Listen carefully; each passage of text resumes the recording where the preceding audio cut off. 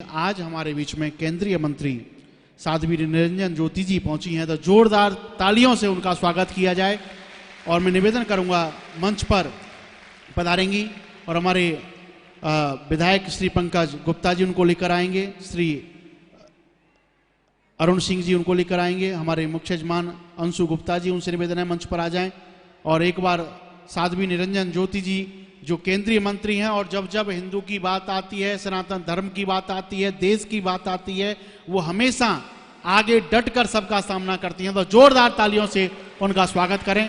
मैं निवेदन करूंगा कि महाराज श्री उनको स्मृति चिन्ह प्रदान करेंगे और माल्यार्पण व्यासपीठ को, और हमारे मुख्य यजमान श्री अंशु गुप्ता जी और हमारे सदर विधायक पंकज गुप्ता जी, साथ ही साथ अरुण सिंह जी, उनको स्मृति चिन्ह पूज्य महाराज श्री से दिलवाएंगे। तो एक बार जोरदार तालियों से। देखिए, जब जब हमारे देश के लिए, बैठ जाइए जो भी 2-3 मिनट और बैठ जाएं, बीच में जो खड़े हैं बैठ जाएं 2-3 मिनट और, फिर आप सबको ही जाना है। जब जब हमारे देश, सनातन धर्म, संस्कृति की बात आए और जब जब व्यक्ति उनके साथ खड़ा हो, तो हमें उनके साथ खड़े हो जाना चाहिए। तो उसी के साथ में हृदय से स्वागत करते हुए मैं चाहूंगा कि इस अवसर पर 2 शब्द इस आयोजन के लिए कहेंगी, फिर उनको आगे प्रस्थान करना है। मैं निवेदन करूंगा हमारी केंद्रीय मंत्री जी। बोले वृंदावन बिहारी लाल की। उन्नाव वालों की इतनी आवाज है क्या? ठाकुर जी कहेंगे हम उन्नाव आए, यहाँ के लोगों की आवाज कम है, जरा जोर से बोलिए। बोले वृंदावन बिहारी लाल की, श्रीमद् भागवत महापुराण की, वेद व्यास भगवान की, सुखदेव महाराज की। उन्नाव की पावन धरा पर ठाकुर जी, मैं यहाँ बहुत वर्षों तक रामलीला मैदान में कार्यक्रम करवाती रही हूँ, जिसमें युग पुरुष स्वामी परमानंद जी महाराज, साध्वी रितमरा दीदी, बहुत बड़े संत श्री रामलीला ग्राउंड में आते रहे हैं। तो ये उन्नाव एक तरह से मेरे लिए एक बहुत अच्छी पावन पवित्र भूमि है। मैं ऐसी पावन पवित्र भूमि में आपका स्वागत करती हूँ। और उन्नाव की पावन पवित्र इस कथा के प्रांगण पर आई हुई सभी भक्त प्रेमियों का भी अभिनंदन करती हूँ। पूज्य साक्षी महाराज जी ने मुझे 2-3 दिन पहले कहा था कि आपको मेरे क्षेत्र में आना है, तो मैंने कहा महाराज जी, मेरा क्षेत्र और आपका क्षेत्र कोई बटा हुआ नहीं है, सिर्फ बीच में गंगा मैया है और कोई अंतर नहीं है। तो मैंने कहा मैं जरूर आऊँगी, कैसे पहुँचूँगी ये अलग बात है, लेकिन मैं आऊँगी जरूर। तो आज के इस कार्यक्रम में मुझे आने का शुभ अवसर प्राप्त हुआ, इसके लिए मैं ईश्वर का धन्यवाद देती हूँ। व्यासपीठ पर विराजित परम श्रद्धे श्रीमद् भागवत कथा रामचरितमानस के प्रकांड विद्वान और हिंदुत्व के मुखर वक्ता, इन्होंने मुझे आश्रम में भी बुलाया था, मैं नहीं जा पाई थी। ऐसे भारतीय संस्कृति के पुरोधा, भारतीय संस्कृति के संवाहक, वृंदावन की उस पावन धरा से पधारे हुए आप सबको कथा रसपान में गोते लगवा रहे ठाकुर देवकी नंदन जी, मेरे इस क्षेत्र के लोकप्रिय विधायक, जिनको मैंने बहुत बचपन से देखा है, ऐसे पंकज जी, और मेरे ही क्षेत्र के दामाद, फतेहपुर के दामाद, और मेरी भारतीय जनता पार्टी के विधायक, उत्तर प्रदेश सरकार में मंत्री धुन्नी सिंह के दामाद और अरुण सिंह जी, और यहाँ उपस्थित सभी सम्मानित राम प्रेमी, राष्ट्र प्रेमी, धर्म प्रेमी बंधुओं, मीडिया के मेरे पत्रकार साथियों, ये भागवत जी का कथा मंच है। ये कोई राजनैतिक मंच नहीं है जहां भगवान की रसधारा प्रवाहित हो रही हो, वहां सारी धाराएं फीकी पड़ जाया करती हैं। और मेरा तो मानना यह है कि जैसा कि अभी ठाकुर जी कह रहे थे कि संत जहां जाते हैं वहां भगवंत अपने आप चले जाया करते हैं, इसमें कोई दो राह नहीं है।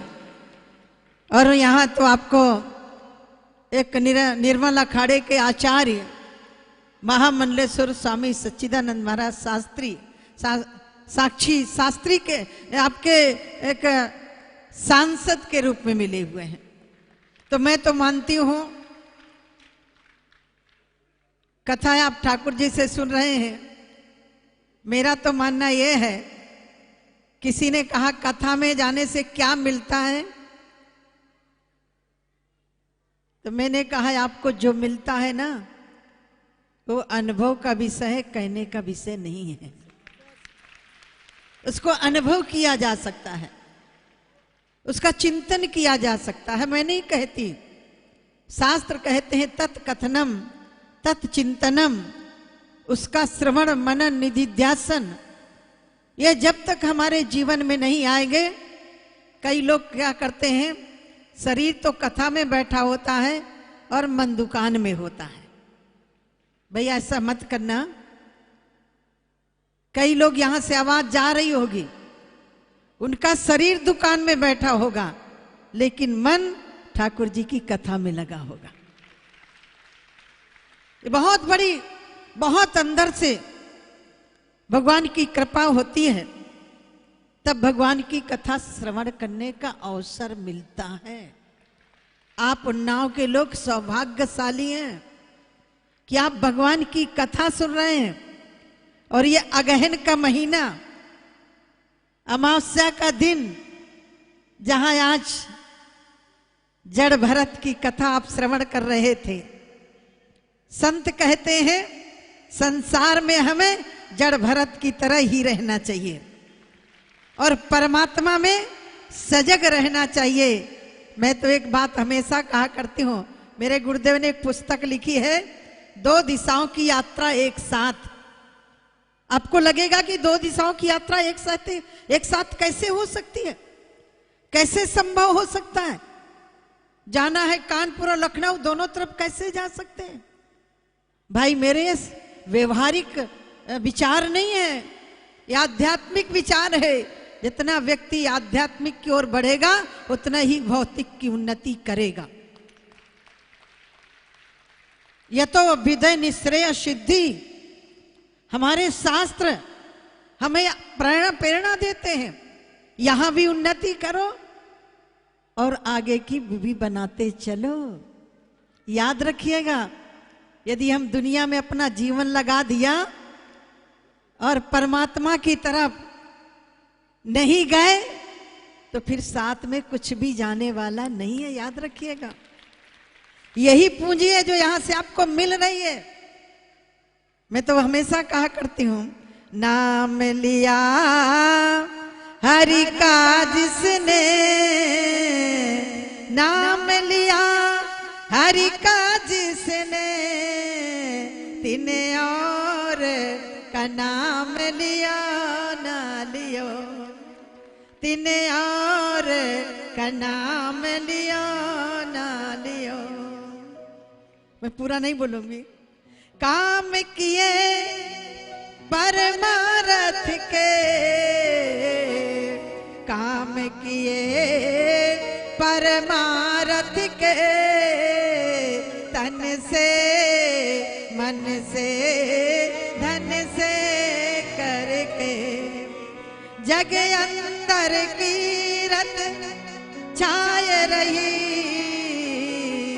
जग अंदर कीरत छाए रही, दिन 4 विशेष जिया ना जिया, दिन 4 विशेष जिया ना जिया।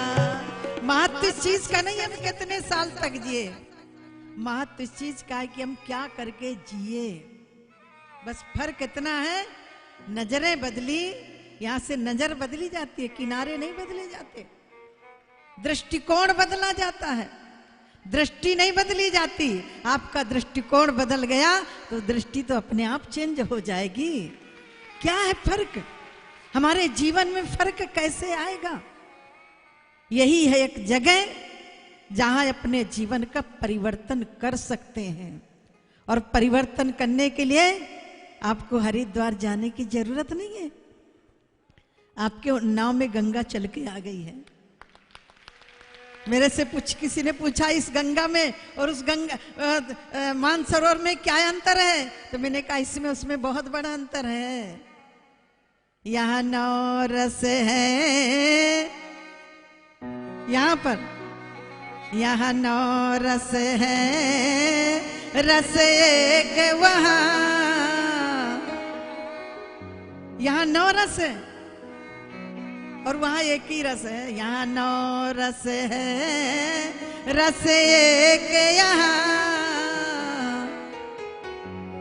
तो किसी ने कहा कि ये 9 रस में क्या मिलता है? हमने कहा एक अंतर है, वहां जो जाता है वहां डूबता जो, वहां डूबता जो मर जाता वही, वहां डूबता जो मर जाता वही, यहाँ डूबता जो तर जाता यही, यहाँ डूबता जो तर जाता यही, यहाँ डूबता जो। तो डूबने की जरूरत है भाई, डूबना है, हीरा मिल पाना है तो गहराई में तो जाना ही पड़ेगा। बिना गहराई में जाए, बिना गोता लगाए हीरा नहीं मिल सकता। तो आप सब लोग सौभाग्यशाली हैं। और मैं तो ये रामलीला मैदान है जहां राम जन्मभूमि के लिए बहुत बड़ी बड़ी सभाएं की हैं ठाकुर जी। आज मेरे को संतुष्टि है, भले मैं राजनीति में गई हूं लेकिन हमारे हाथ से, हमारी मोहर से भगवान राम का भव्य मंदिर निर्माण हो रहा है। ये हमारे लिए गर्व का विषय है। हम जिस नारे को लेकर के चले थे कि भारत का कश्मीर अंग नहीं है, भारत है, हमारी बटन से पार्लियामेंट में दबाने से कश्मीर से 370 धारा खत्म हुई, हम उसके गवाह हैं। मेरे से लोग कहते हैं साधु जी आप राजनीति में गई? मैंने कहा राजनीति में गई नहीं हूं, मुझे वहां बुलाया गया है। तो बुलाया गया तो अच्छा काम हो रहा है कि नहीं?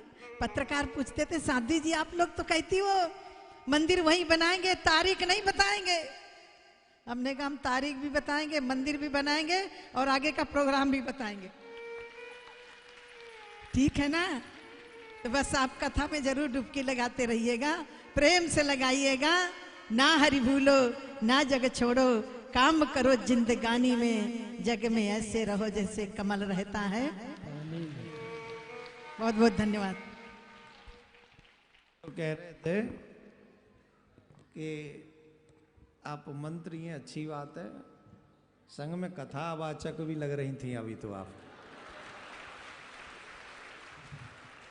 और हाँ एक बात और कह दें, इनकी बात को आगे बढ़ा दें, तारीख भी बताएंगे, मंदिर भी बनाएंगे और तुमसे आरती भी वहीं करवाएंगे। और मंदिर अयोध्या का तो बन ही रहा है, संग में मथुरा में भी बनवाएंगे। ये बात प्रयाग में हमने बोली थी, उससे पहले भी हम याद है आप लोगों ने अगर पढ़ा हो, कानपुर में 2.5-3 साल पहले, 4 साल पहले हम आए थे, राम मंदिर के लिए यात्रा निकाली थी हमने। पत्रकार बंधुओं ने हमसे पूछा कि महाराज आप भी चाहते हो मंदिर बन जाए? मैंने कहा हम क्यों नहीं चाहेंगे, हम तो चाहते मंदिर बन जाए, और एक नहीं 3 बने। हमने उस समय कहा था 3 मंदिर हमको दे दो, 3 मस्जिद हम बनवा देंगे, पर वो माने ही नहीं, जिद्दी टाइप के लोग थे, इसलिए उन्होंने एक भी नहीं दिया। तो हमको लगता है कि एक तो बन रहा है, बाकी के भी ठाकुर जी मेहरबान तो सब देखो हमने बहुत पहले, जब इससे पहले की सरकार थी उत्तर प्रदेश में, तब कहा था कि प्रयागराज जो इलाहाबाद था वो प्रयाग हो जाए। तब कोई संभावना भी नहीं थी, पर ठाकुर जी ने व्यासपीठ से कहलवाया तो वो प्रयाग आज प्रयाग हो गया। जब राम मंदिर की डेट पे डेट पड़ रही थी तो लखनऊ या कानपुर में कुंभ में खूब यात्राएं की, तो आज वो मंदिर निर्माण प्रारंभ हो गया। आज उन्नाव से फिर कह रहे हैं यहाँ प्रारंभ हो गया, वहां प्रारंभ हो जाएगा कुछ दिन बाद।